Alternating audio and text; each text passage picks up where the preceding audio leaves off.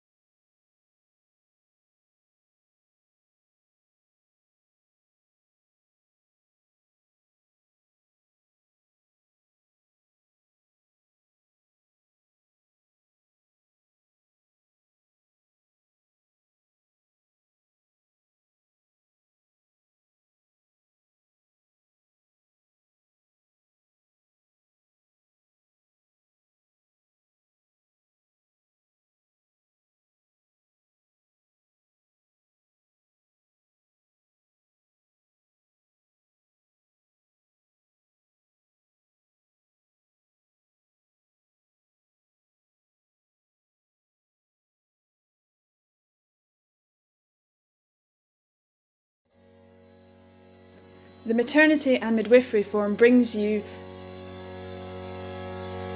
Matflix, video streaming from maternity experts. All your CPD and revalidation needs met in one place.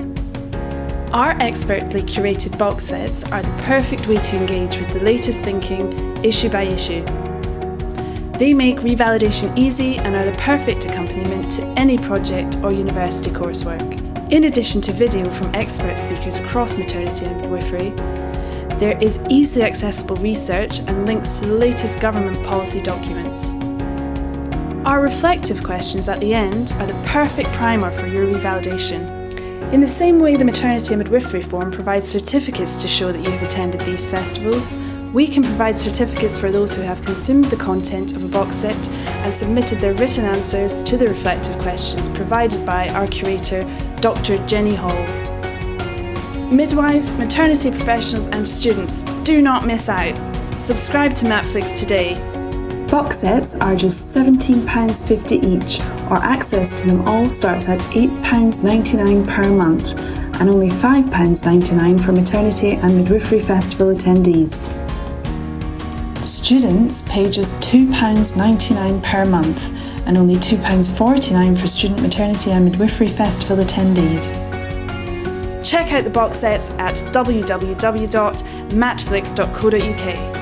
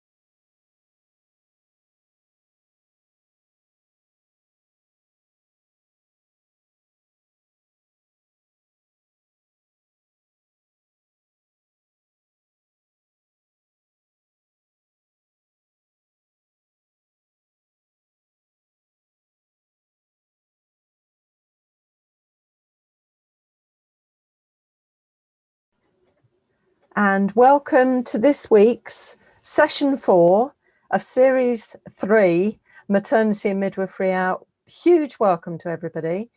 Great that you could make it this evening. It's going to be a really good evening, as it always is, but every week gets even better every time. My name's Sue MacDonald, and I'm the curator of these hours, as well as the Maternity and Midwifery Festival. So it's my honour to be with you this evening. As many of you will know, these sessions were designed around the time of the COVID outbreak, pandemic, really to make sure we could provide some continuing profession development sessions for midwives, for student midwives, and people who wanted to learn more about maternity services and maternity care. And because you can feel very isolated when the work is so heavy, and we have to say a huge thanks to Matflix to making sure that they're delivered through to you. They're the experts. I always have to say at this point, these is the place to go for your revalidation and for your CPD needs. Or if you just have an essay or an assignment to write, this is the place to go. They have a huge amount of information for everyone. Anyway, tonight I'm joined by Professor Julia Sanders and Mark Williams, and I'm sure these two people are well known to many of you, and I'm really pleased they're with us to look at parents' voices and dads' voices, the two together, which is really nice. I always start now with a little moment of the week, so I'm going to ask my guests to share a moment of the week, which could be something special that's happened this week to either of them. So should we start with Julia? Yes, thank you, and welcome everybody. It's so lovely to be with you all this evening. I'm actually really lucky because I'm still working clinically, and my moment of the week was just fantastic, and it just set the scene of how important families are in maternity care.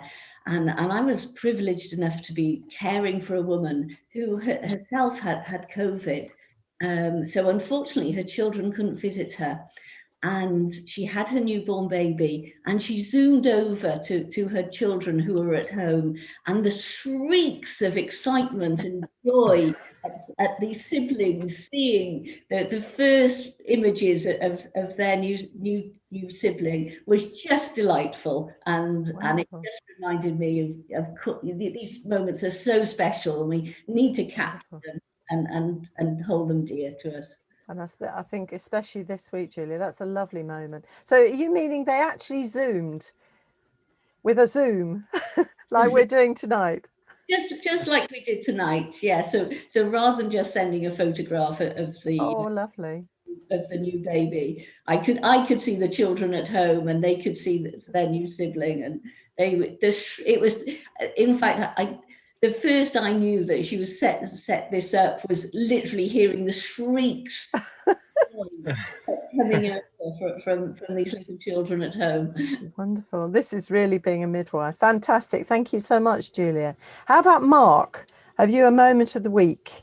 Yeah, well, I've just managed to get out my attic more this week, which is great. I've been up here since March. My wife lets me out now and again, but I think the snow. I'm lucky living in the valleys. You know, we've got the mountains, and I've been doing a lot more walking since lockdown. So just walking and seeing the snow on the mountains is absolutely beautiful up the valleys. So yeah, that's my moment of the week. The snow.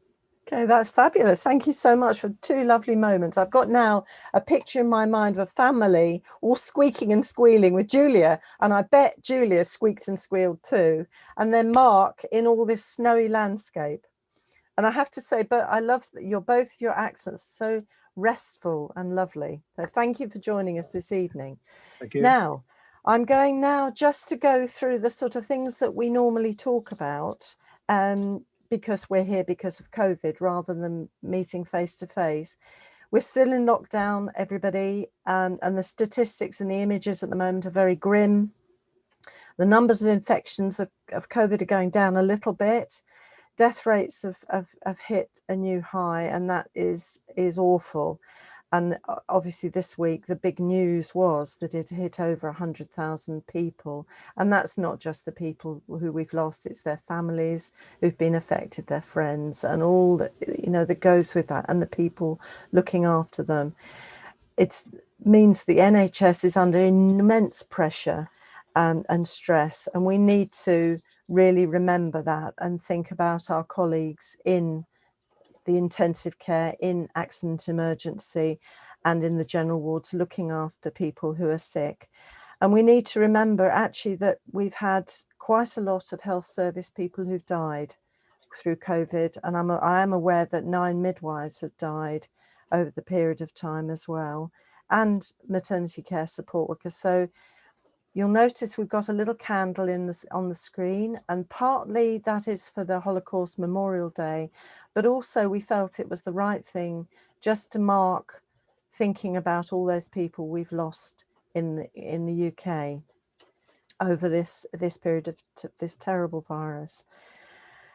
Very sad, and we need to support ourselves, we need to support our colleagues, because the trauma is intense and it's harsh. So big thanks again to our colleagues across the health service who are doing such work and being so fantastic and showing care and compassion, even though they are stretched to the limit, and they're fantastic. And a big hug to them, and also to our maternity care colleagues, maternity service colleagues, who are carrying on with, providing maternity care to mums and babies, just as Julia was describing, and making sure that women and their babies are safe, and families feel that they're safe as well. And we'll send some healing thoughts to anyone who's got COVID at the moment, or long COVID, and good wishes to everyone who's listening, really. Keep well, that's the message tonight. And thank you also to key workers, all the key workers, for all that you are doing to keep things going. And I know I always say this every week, but I think we need to keep remembering there's a heck of a lot of people out there working, going in, day out, to keep us looked after and safe ourselves. So we need to remember that. Now, I've got the news this week, and I've shared the sort of 100,000 death rate, which is a horrible bit of news. Positive things, the vaccinations are well underway, and we've hit over 7 million vaccinations for older people, care workers, healthcare workers, and that's really fantastic. So well done to all those people who are providing that service at the moment.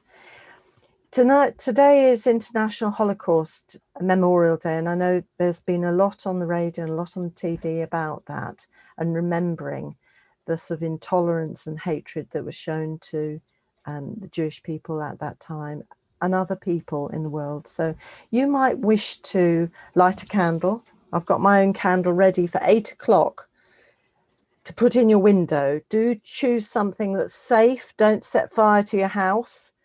If you have an electric candle, well, that's fantastic. And at 8 o'clock, that is the time that we're meant to be remembering those people and thinking, let's get some peace and love around the place, and tolerance. It's so important. We've got enough to deal with the COVID without all the hatred that is also around the place. Just 2 other snippets of news. The Embrace report is still available, and there's a publication called Turning the Tide, the experience of Black, Asian and minority ethnic NHS staff working in maternity services in England during COVID and beyond. It's been compiled by Gloria Rowland, MBE, who many of you will know, and it's been published and it's available online. You will notice on the resource page, all of these resources are available, and most of them you can get online. So that's fantastic. A little bit of reading for us all to know more about the service we're working in. Now this hour, we're going to be looking at the experience of parents, mums and dads, looking after their children and their babies and looking after themselves. And I'm very delighted that I've got 2 fantastic speakers who are going to share their knowledge and their expertise with us.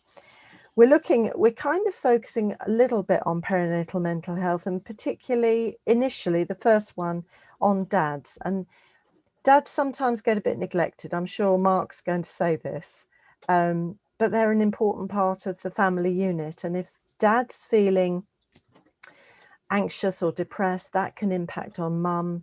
It can also impact if mum's depressed on dad. So we need to look at the whole family together. And by supporting dads, we support mums and the growing family and the developing family. So I'm really delighted that Mark's with us this evening. Mark Williams, and many of you will know Mark. He was awarded the Inspirational Father of the Year at the Pride of Britain Awards. Pretty impressive, but shows how far he has come since the birth of his son in 2004, Ethan. Or Ethan? Ethan, yeah. Ethan, that's it. And you say it much more beautifully. And he's come through, and his whole CV, and both CVs are online, and there's a lot more. I'm just giving edited highlights. He's had a career in sales management and training, and he became involved in mental health sector after his wife, Michelle, had experience with postnatal depression and birth trauma, and his own experience with depression following the birth of his child. Now, he's spoken at conferences and study days, and he's published very widely on the topic. Some of those are on the reference list. Oh, there's a book. One's a book and one's a report that he's recently published.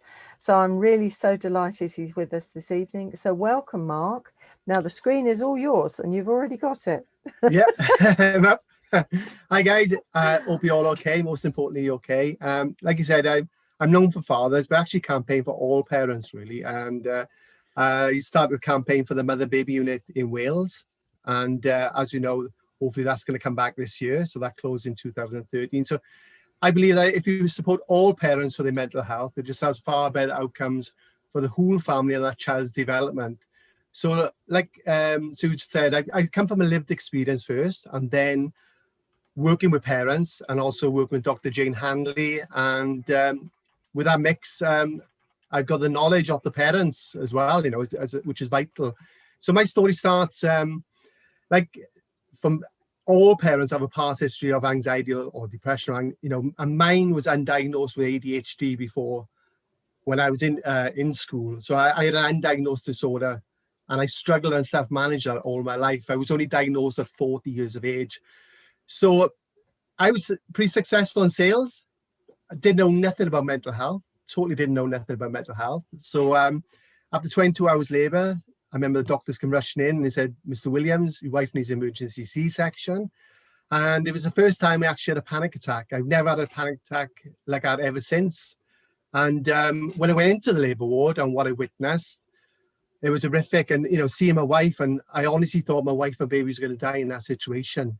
And I've worked in secure units. I witnessed really bad things in my life, but still to this day, nothing was worse thinking my wife and baby was going to die, because I felt out of control. I felt helplessness.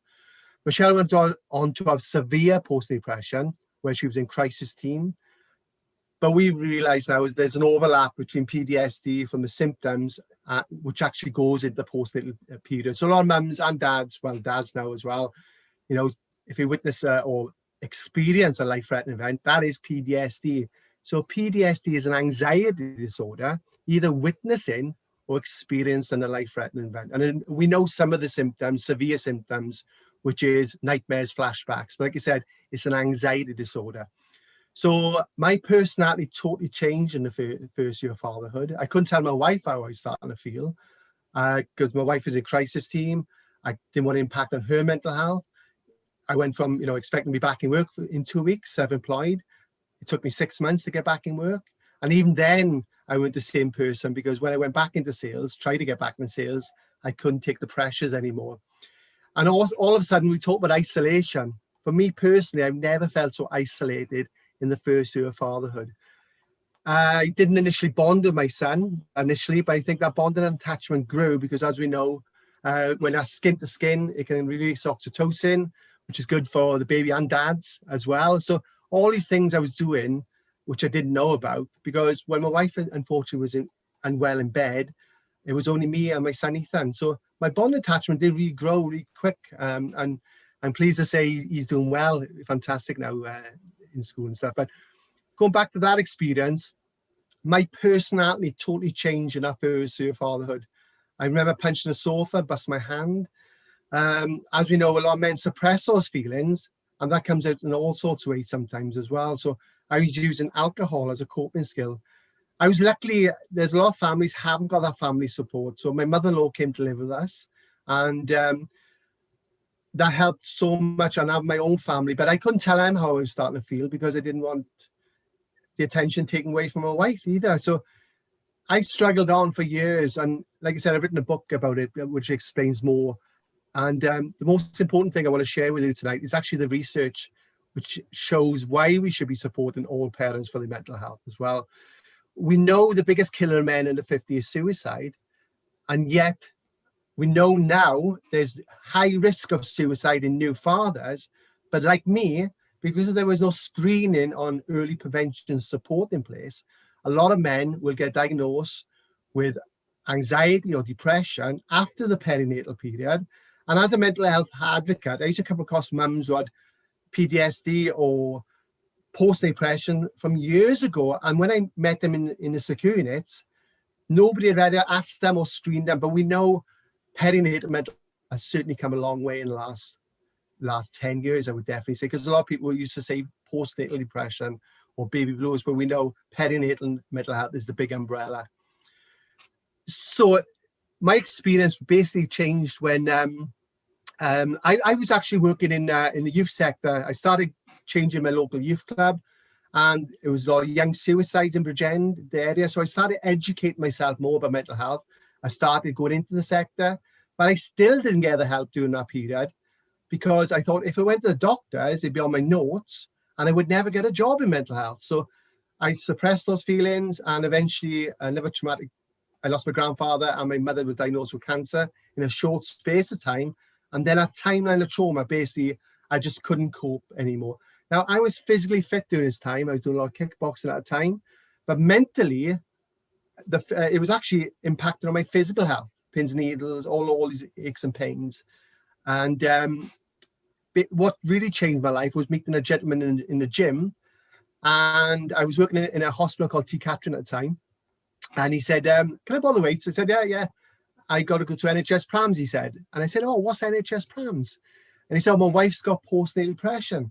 And I said, oh my gosh, my wife had postnatal depression too. And within 5 minutes, side by side, because I feel men talk better side by side, and that's why a lot of people are doing walk and talk groups now as well.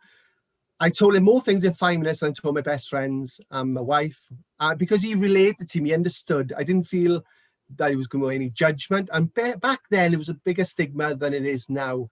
I think mental health has gone, more awareness has grown, more people are talking about it, I would say in the last 4 years. But certainly back when I started, it was certainly, fathers with postnatal depression, you know, it was a even bigger stigma. So postnatal depression, when you look at all the evidence and research, and any professor in the field, there's no really strong evidence that it is hormonal. That is one of the factors that possibly, yes, it is. But there's a testosterone change in fathers during this time as well. But some of the risk factors, as we know, is fathers with undiagnosed disorders like bipolar, schizophrenia, ASD, ADHD, they self-managing that. Then the lack of sleep. As we know, the lack of sleep can even cause psychosis as well. If you sleep is so important to your mental health. And then if you witness a traumatic birth, or some fathers I speak to go for a loss, and as midwives, you know what parents go through, and yet they don't get that support. And I even spoke to somebody today, a lady, where she had lots of support for a loss of a child, but the father would never ask for his mental health, nothing. And that can impact the mum's mental health. And so many relationships can fail because of this as well. So when I said that fathers reaching out, it was only to support fathers with their partners with postnatal depression. But what was happening, the mums would phone me up and say, Mark, I'm fine, but my husband is struggling since the birth of my son or daughter. Can he come to the group? So after sharing my own experience, the fathers were talking about all sorts of things, which I didn't know about either. So I was lucky to start working with Dr. Jane Handley then in 2011.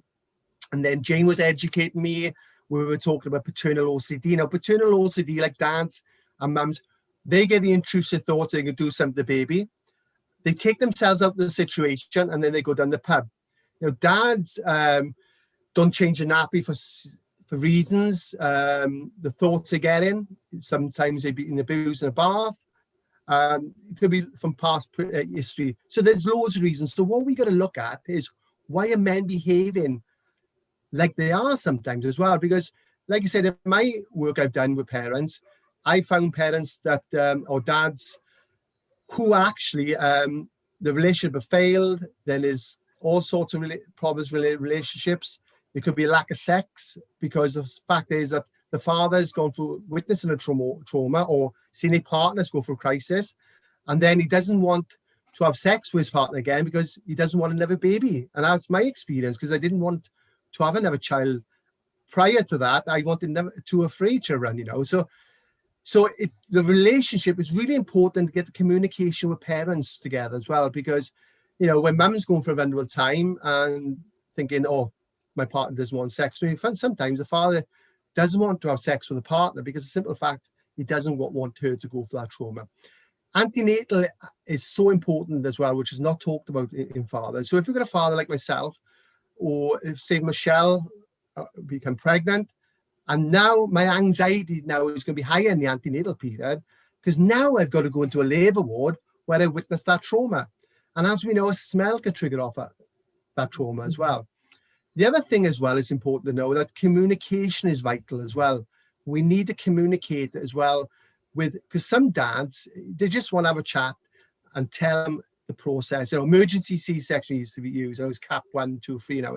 You know, emergency. So if you've got a dad on the ASD spectrum and you've got noises going off and somebody says emergency C-section, and, you know, somebody saying, oh, say goodbye to your wife as she's getting rushed down the theatre, in his mind, he's overthinking and he's thinking that his wife. So communication and preparing dads is vital as well. That's most importantly. So postnatal depression in fathers, that's the big thing. You know, we know by research, it's actually 1 in 10, but we know it's far higher because it was 1 in 10 for years for mums. But once we start screening and getting the data in place, that's when we know how high it is, because up to 39% of fathers were concerned about their mental health. And that's the Mental Health Foundation, 2018. 38% of fathers were concerned about worried about their mental health. That's the NTT report. That's all in my report I showed. And one thing what I did started to do was start to raise awareness. Oh, my slides are stuck. 1 second. So I started raising awareness on TV and radio stations because I thought I needed to get this out there to educate people that it does happen to a father, any fathers, for any groups. So going back to what I was saying about the reports as well, November did a report, and I said that 1 in 5 British fathers felt They lost connections with their best friends during the first year of fatherhood. So we know by the evidence now what's coming out as well. And one of the things I've done in this report, so you can all access this report as well, because I know Julia's speaking later on, so I want to make sure Julia gets time. It's probably the hardest thing to do a 15-minute talk, because I could talk about it. So I'm trying to get as much information as I can in 15 minutes. But if you look at the report, it gets all the evidence in our report as well. And that's from professors, doctors from around the world. And we want an inquiry, an embrace report inquiry, because we feel that we don't know how many fathers go on to take their lives during the perinatal period as well, and afterwards as well. And even though that John Clayton, an academic, he had PhD, and his wife did a lot of awareness around this during his time, and he threw a party and he took his life. He died through suicide. So once we start, more men are talking about mental health now, we'll feel that there'll be more fathers be talking about their mental health as well. And I know a couple of people like Scott, a couple of people I can share with you are doing some amazing things as well. And that's why we need other fathers to speak out about it. So part of the report, MBI rates are higher in dads as well than non-fathers. When you look at the child line in men, depression is up to 20% more than non-fathers, if that makes sense as well. So, and like I said, what happens is then with when they do get that help, they only get certain treatment, talking therapies. With PTSD, and sometimes those treatments are different as well. So the biggest thing that happens as well, as we know, with adverse childhood experiences as well, if we support both parents with their mental health, we can actually lower adverse childhood experiences. The other factors that comes in as well, what I want to say is, sorry, my chain of thought just went then, sorry about this, my chain of thought just went then, sorry. I would recommend you look at the still face experiment on dads. And that's why, so my work is, it is known for fathers, but it's all about parents really. If we can support both parents in the antenatal period, then it has far better outcomes for the whole family and that child's development as well. We know fatherhood is totally changed now as well. So there's more stay-at-home dads, there's single dads, and we got to talk about same gender parents as well, which is being missed. So even though I'm known for fathers, I'm not just fathers, I'm parents really. And you have a look at the Equality Act in 2010. I feel in years to come, we'll be looking back at this thinking, why didn't we look at fathers? Why do we include fathers in and why didn't they not get the help that other parents or mums are getting? Because like I've said, the mums phone me up mostly and say, Mark, I'm fine. But my husband's mental health or partner's mental health is actually impacted on my mental health. So what happens when I got depressed and had a breakthrough? My wife's depression came back then, because now she was caring for me and worried about me. So if we can get a more holistic approach early on, it can save services. It can, you know, the economic report on the Maternity Mental Health Alliance says mum and baby. You know, it doesn't include dad. But what I'm saying is, when you look at that economic report, there's a cost factor. But the most importantly, I know it can lower suicide rates in men, because a lot of men, we know that's higher because of stigma. And I know about the stigma coming from Virgin Valleys, is a lot of men will drink themselves to death. They will smash the car up. So that's only recorded as an act of suicide. We know it's far higher than that as well. Sorry, how am I doing for time? Sorry, am I okay? I'm okay, sorry for that. So yeah, that's the joys of working in the attic. I should have put a clock up here, sorry, apologise.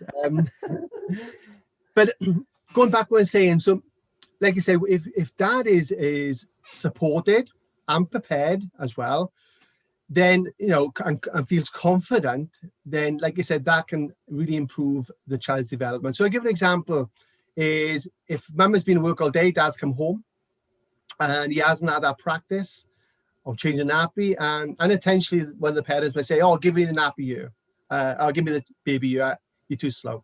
Even little things like that can actually not engage dads, and dads move away.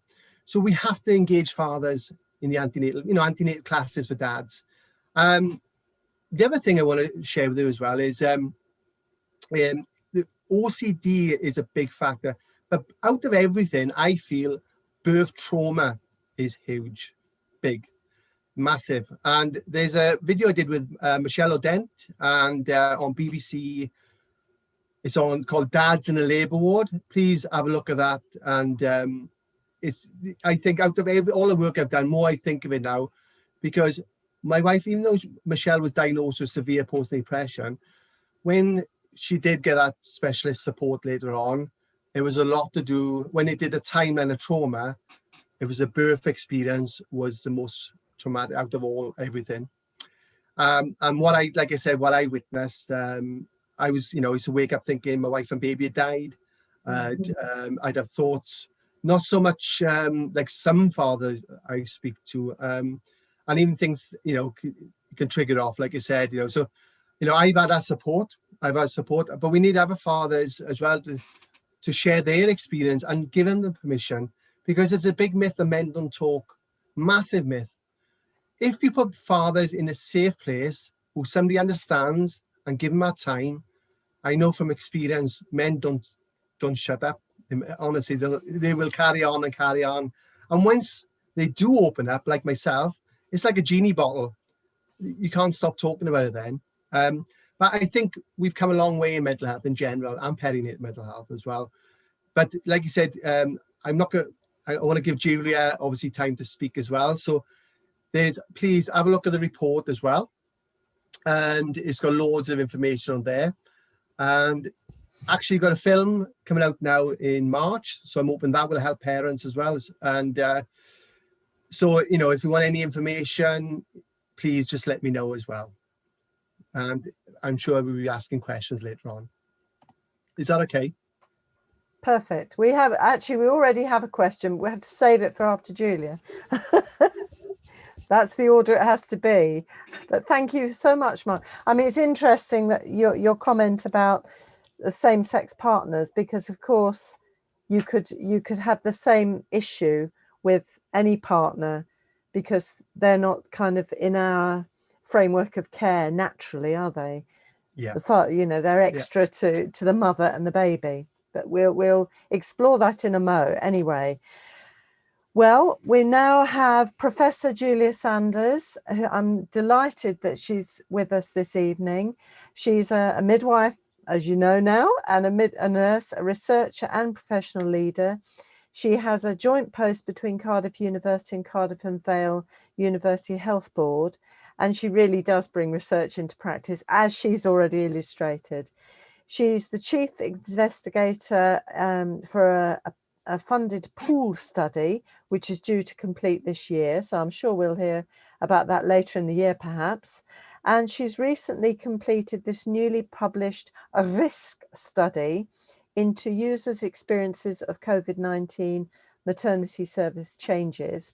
And that's a Cardiff University / BPAS project supported by the Wellcome Trust. So, and a really important piece of work that's come out. So I'm really so pleased Julia can share that with us this evening. So welcome, Julia, and the screen is now yours.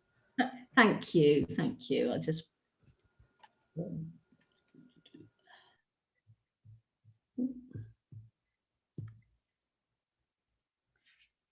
check they're working. Yes, so thank you, and thank you so much, Mark, for your talk. And I think we really need to remember the role of fathers and partners and the wider family. Oh, can't you? Sorry.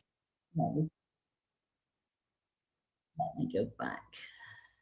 I think I just popped my PowerPoint up rather than sharing them. Share screen. Let's try that. Share.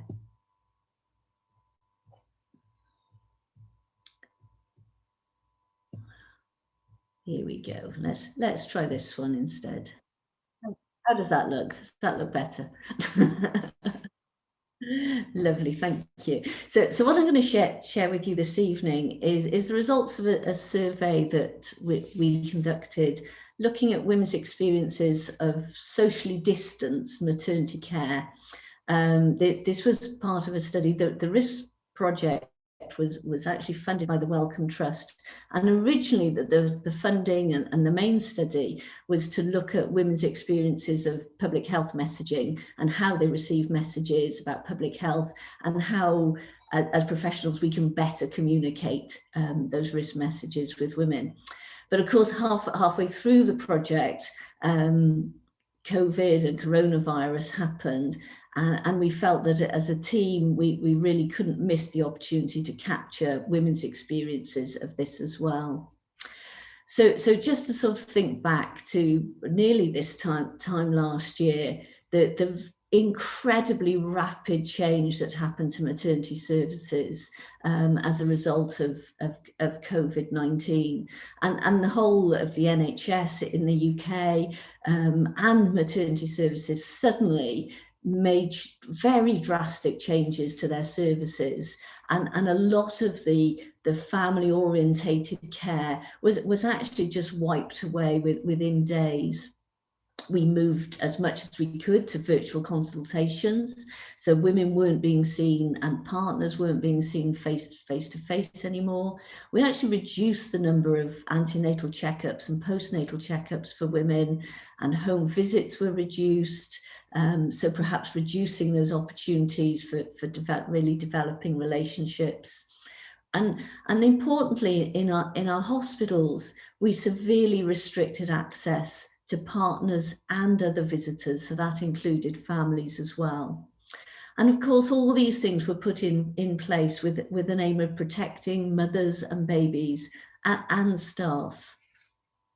And at that time, there was real uncertainty about the extent to which COVID would hit in the UK. We had no idea how many staff would be affected and be either off sick themselves, needing time off because their family or their child was unwell, or staff that were needing to shield. So these services were being changed really without really knowing how many staff were going to need to be off.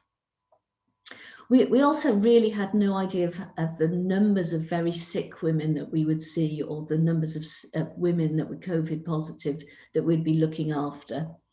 And we also there was real fear over COVID, and we were very unsure about the infection control measures that were needed. And also at that time, there were shortages of the protection that we needed in terms of masks, and everyone was very worried indeed. So by the spring sort of came and went, and everyone settled into this new pattern of virtual working and restricted visiting. And so, but by the time June came, we felt it was really important to try and capture women's experiences of these radical changes to the service. We did actually apply for funding to have a broader piece of work which captured partners and healthcare professionals as well. But unfortunately, we didn't get that funded. So we thought, what can we do with the resources that we've got? So that's why the survey was restricted just to women. So we put this out on SurveyMonkey and just asked for women that were either pregnant or had experienced pregnancy care or birth care during the pandemic. So that was since March to participate.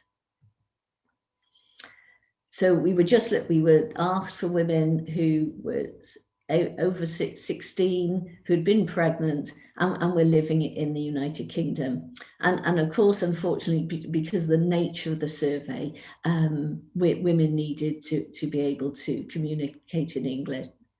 We had run the main public health survey the year before and had huge numbers of responses. So we actually, it sounds awful, but we actually kept this one quite quiet. But so we weren't inundated with data, and we just left this survey ticking along quietly on the internet, and we had just over 500 responses.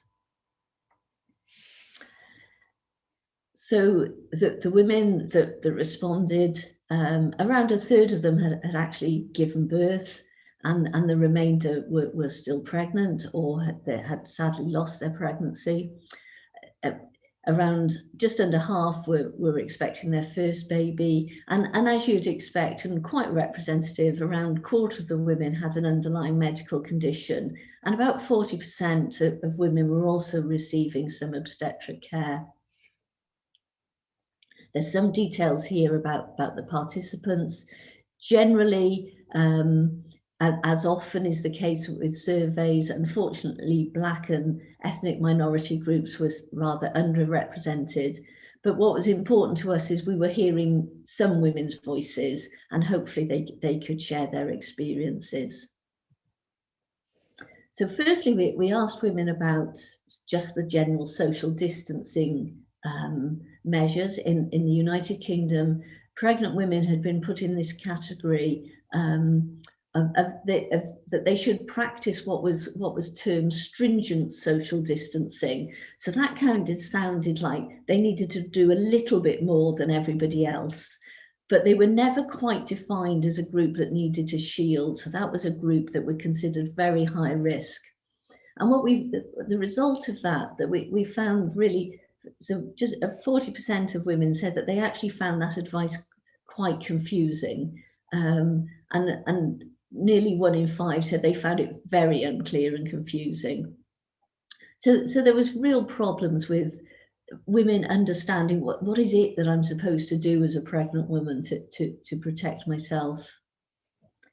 But in public health messaging, one of the principles that's used is it's called the precautionary principle, and that's the same principle as, better to be safe than sorry.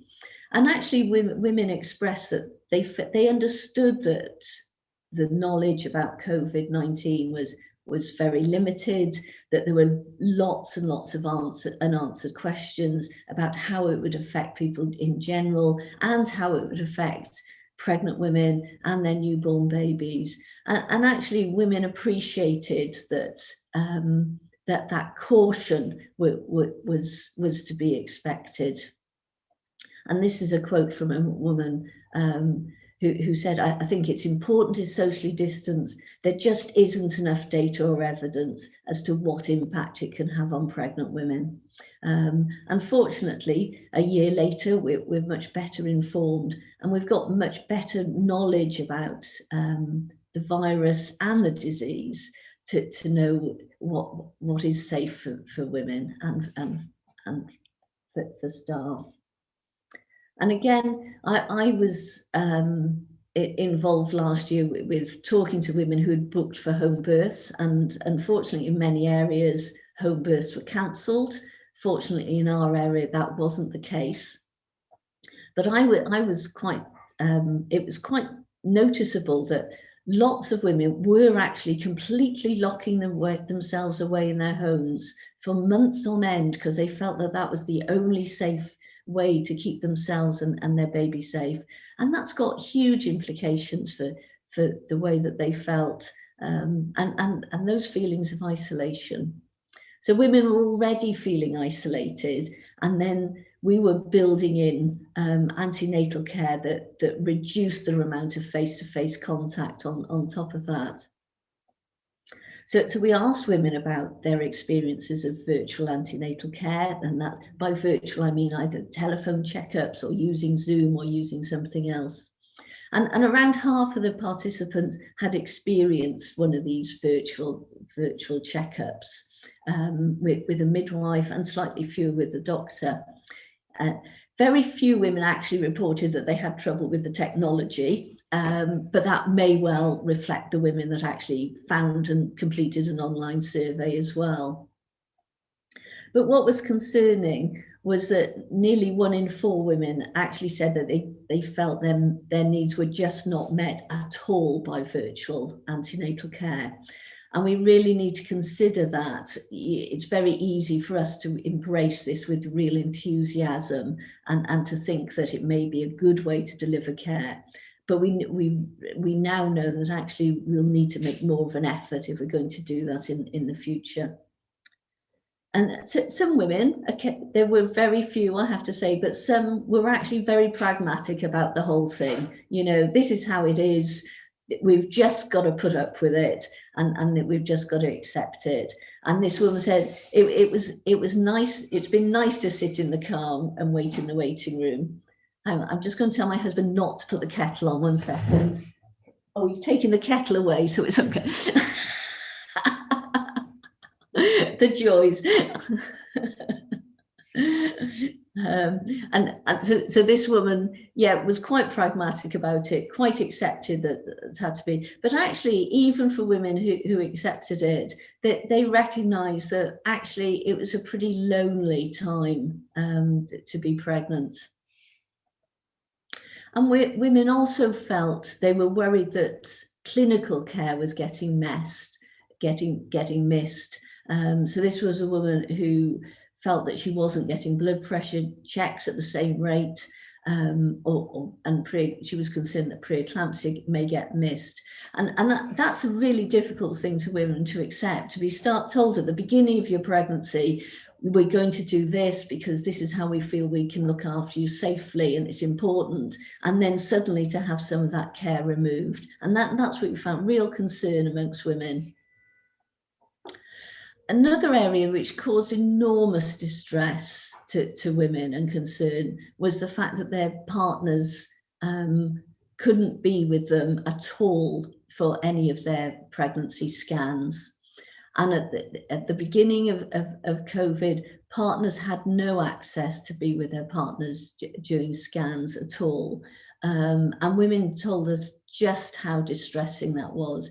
It was distressing for women whose pregnancies were going completely well, but it was even more distressing for women who were told that they'd had a miscarriage without their partner support, and also for women who had perhaps previously had a pregnancy loss or had other issues that they really felt they needed their partner with them. But women were told us that was an area of real distress, and I'm glad that has now subsequently changed. But another concern that came across was that actually women who could afford to pay for private scans were going off and paying for private scans.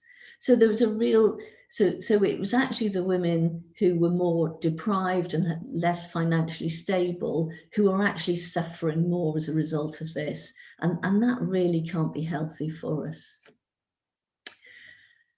The other thing that was introduced was the concept that partners could join and come into the hospital once their partner was established in labour, so that partners and fathers couldn't be there for induction process or the beginning of labour. So women were needing to come into the hospital in labour by themselves, and only once they'd been confirmed to be in established labour could they phone out and their partner could join them. And again, this was causing real distress, along with the cancelling of home birth services. And in many units, midwifery-led units were also closed as they became COVID areas.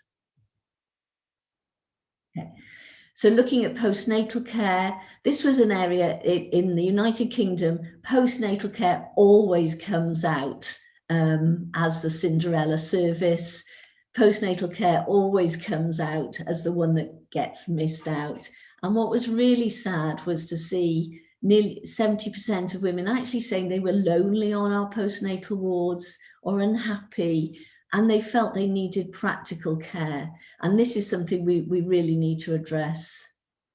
And there's stories there from women who were unhappy with their postnatal care. So what are we going to be doing about this? Well, things have changed. In all areas of the United Kingdom, partners can now go in at least for the booking scan and for the 20-week scan. But it is very much dependent on the hospital.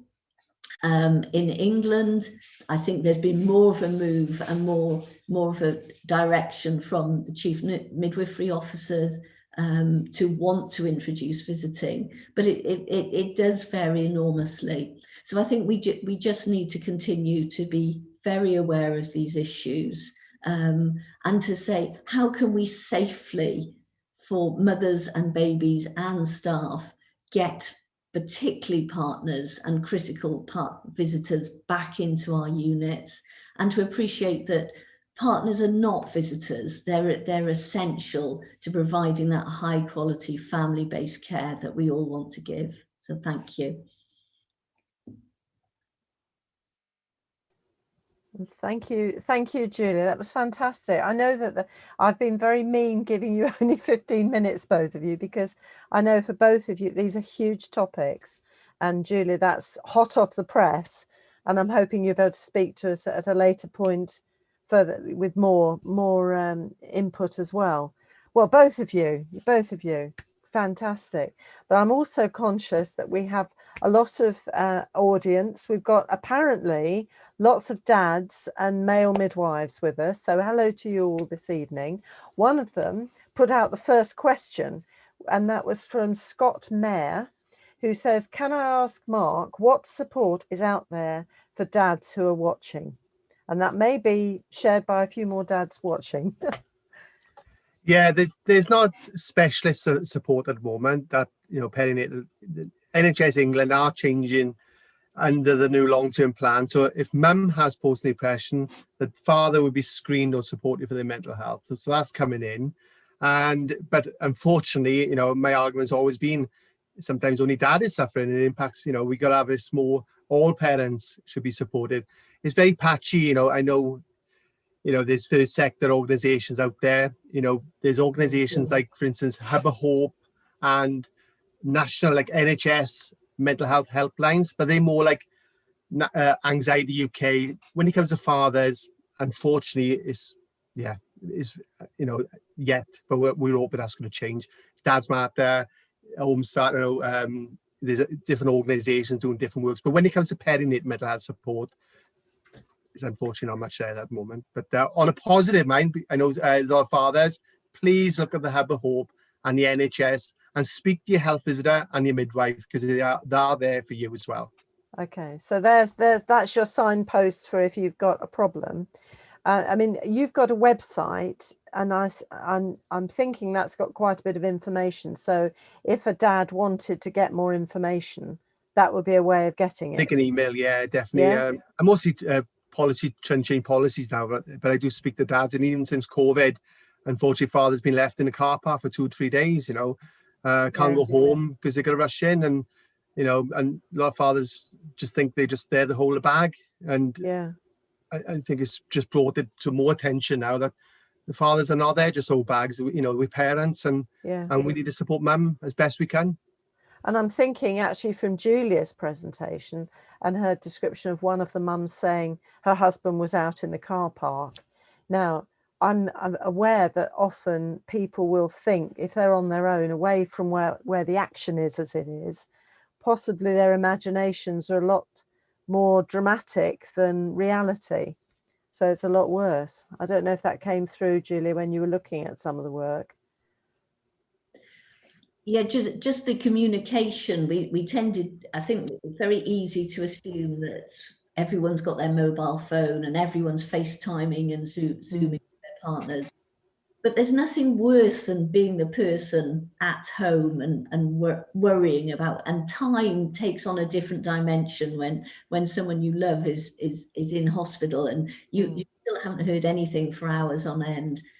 So sometimes it's actually for us to remind women to keep in touch, and to make sure that everybody knows, you know, their mothers and their partners and everyone at home is aware, and to send and actually for us as well to make sure that we remind women to take those precious early photographs if the father can't be there. As much as we possibly can.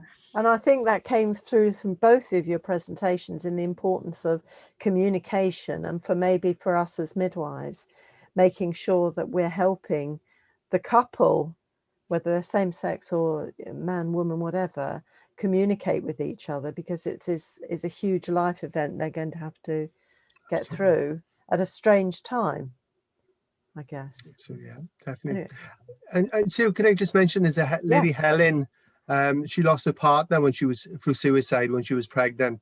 You know what I mean? And she's doing a lot of awareness raising, because like I said, I mean, so, you know, is happening daily. You know, it's not just, and some of the stuff I've found over the last 10 years is you know, and COVID has put even more pressures now on parents, even different pressure when I was a new dad, you know, so yeah, it's huge.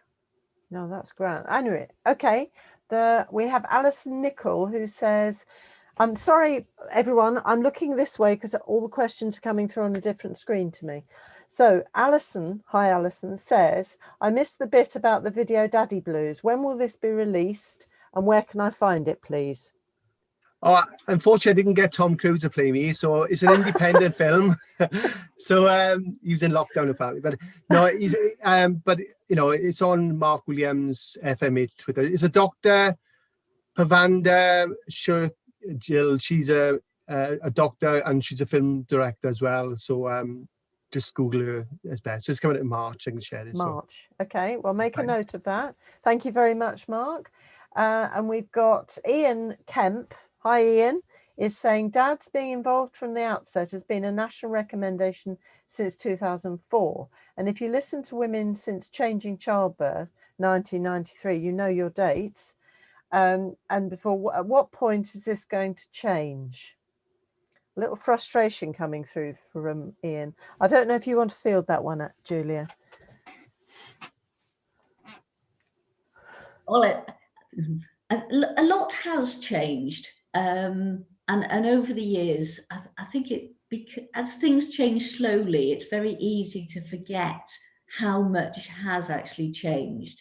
Many units, I'm talking outside of COVID now, welcome fathers and welcome partners, certainly if not only for very extended visiting, many welcome fathers to be staying overnight as well. And certainly it's very common now that fathers will stay and partners will stay throughout the whole induction process. That wasn't happening. Well, when Sue and I trained. I thought you might say that, Julia, because I was thinking when I was training to be a midwife, fathers weren't in the birth room at all, actually, and it's not that long ago. So things have changed, but I think COVID has thrown everything a bit upside down, hasn't it, really? Yes, from that point of view. For women, it's what feels right now, and actually women expect to be able to have their father to be with them, and that's become the norm. So to suddenly take that away overnight has been particularly hard, and we need to think, so how are we going to reintroduce and fathers back in?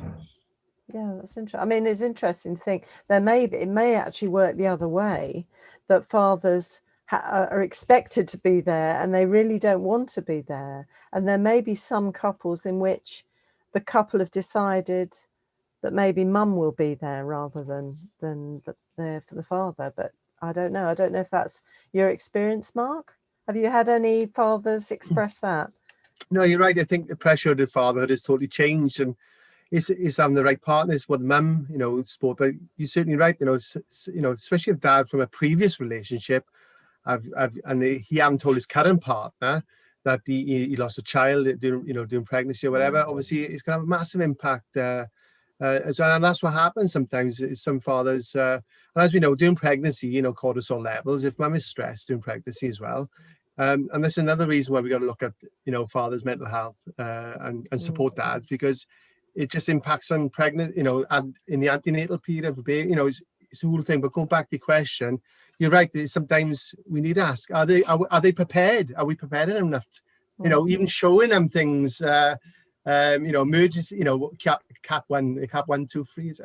You know, I know some people I won't like to think they use emergency C-section, but even those sort of language. You know, talk to dad when he's out and explain to him. 5 minutes conversation it takes. Like, do you understand this is the process? This is what's going to happen. But unfortunately, in the fathers and the mothers who tell me, you know, sometimes the fathers out there waiting in some services, I should say, that, you know, are not even talked to. Language. I mean, so I think things like that need to change. Definitely. it is changing. It is, on a positive, we are changing, but it depends on what service you're in as well, But the perinatal mental health services, specialist services, that's what I love to see for fathers. A more specialist service, not third sector groups have to do it because there's nobody else doing it. And I think that service might inform the maternity services better. Connect them, to make us think.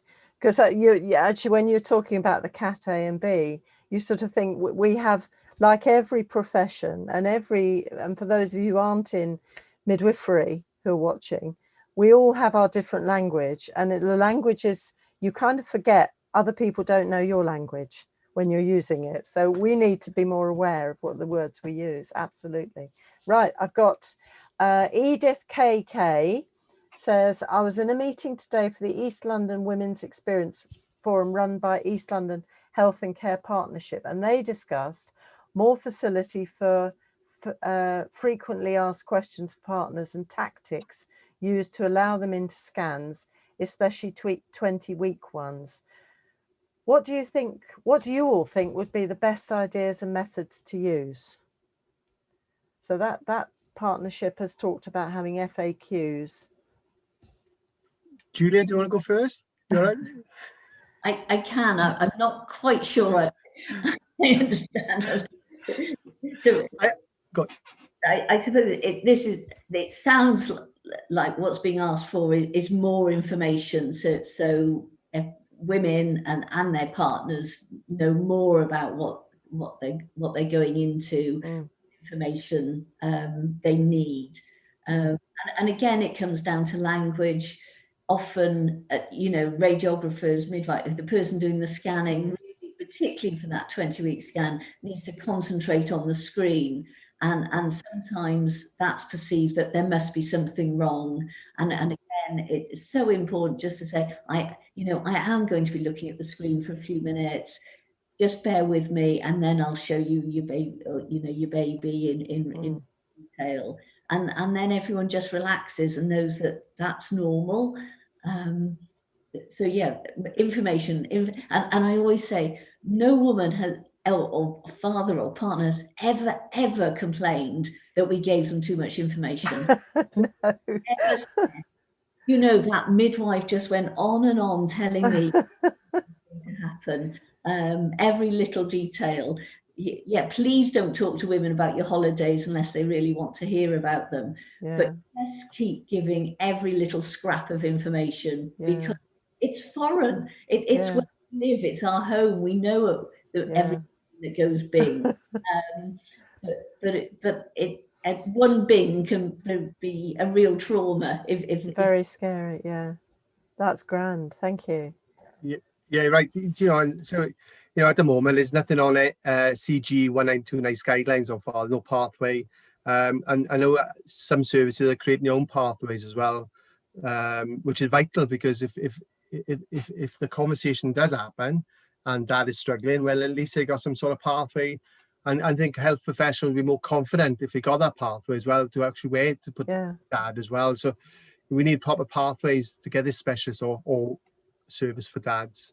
Okay, well, it's a good place to start. And information on dads we need, because some organizations, they haven't even got information on fathers as well. So that's another thing, data and data, I should say, and all sorts of reasons why we should be doing that too.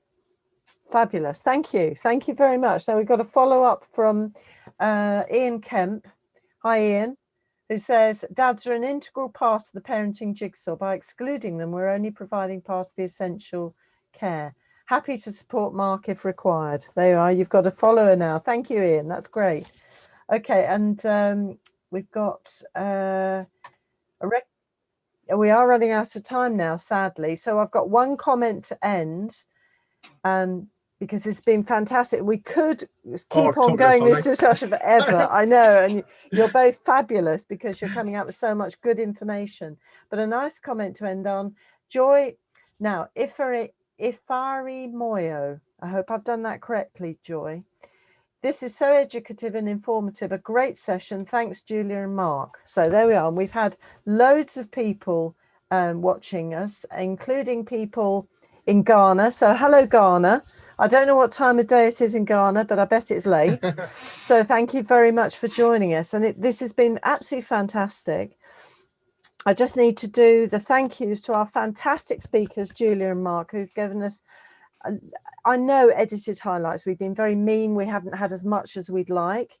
But I think there's something about a Jane Austen saying that a good visit is where you're left wanting more and more. And we both want more and more. So fantastic. And thank you to our speakers. We just have to say we might be able to answer some questions on social media after this. I don't want to twist Julia or Mark's arms, but I bet they'll both be quite keen to make comments. Next week, we're going to be looking at COVID-19 vaccine and some of the issues around that. So that's going to be us next week. So a huge thank you to everyone for watching and joining us this evening. Please take care of yourselves. Give all your loved ones an extra hug tonight, and we'll see you next week. Take care. Thank you. Good night. Bye. Good night.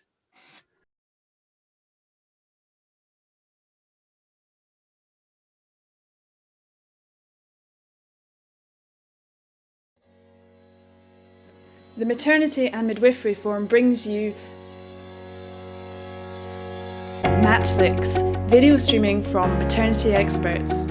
All your CPD and revalidation needs met in one place. Our expertly curated box sets are the perfect way to engage with the latest thinking, issue by issue. They make revalidation easy and are the perfect accompaniment to any project or university coursework. In addition to video from expert speakers across maternity and midwifery, there is easily accessible research and links to the latest government policy documents. Our reflective questions at the end are the perfect primer for your revalidation. In the same way the Maternity and Midwifery Forum provides certificates to show that you have attended these festivals, we can provide certificates for those who have consumed the content of a box set and submitted their written answers to the reflective questions provided by our curator, Dr. Jenny Hall. Midwives, maternity professionals and students, do not miss out. Subscribe to Matflix today. Box sets are just £17.50 each, or access to them all starts at £8.99 per month, and only £5.99 for Maternity and Midwifery Festival attendees.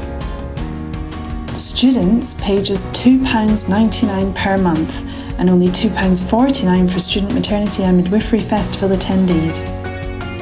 Check out the box sets at www.matflix.co.uk.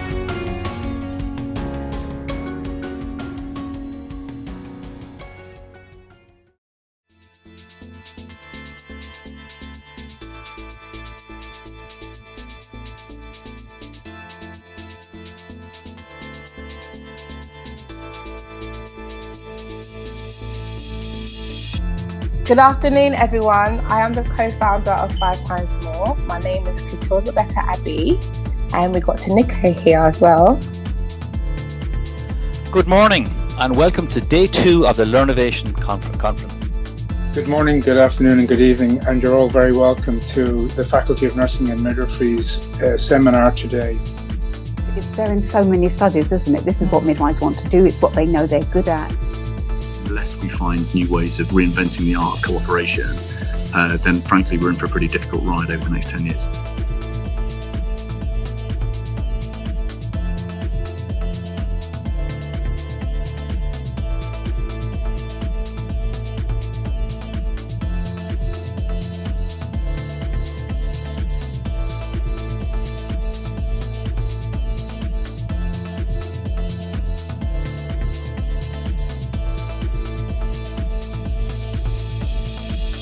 Also, Narrowcast Media have been a great support to us in terms of hosting and designing this event and making sure we've got all the elements as optimal as we can using all of their experience. Thank you. And the production team at Narrowcast, who I have to say, Catherine and co, you are an absolute dream team to work with.